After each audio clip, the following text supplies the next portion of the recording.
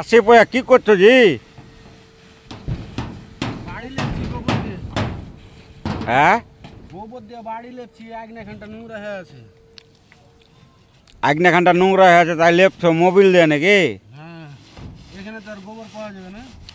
এখানে গোবর পাওয়া যাবে না দিয়ে মোবিল দিয়ে লেপছো। হ্যাঁ, তো বন্ধুরা দেখো সিটের ওপরে আমাদের মোবিল মারা হচ্ছে, বুঝলে?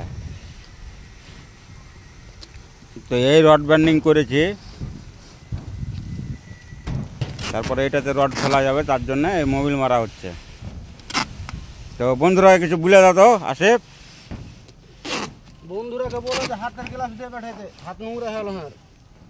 তো বন্ধুরা মিস্ত্রি বলছে হাতের গ্লাস দিতে, মানে হাত নোংরা হয়েছে, বুঝলে? তো তোমরা একটু হেল্প করো যেন হাতের গ্লাসটা কিনা হয়ে যায়।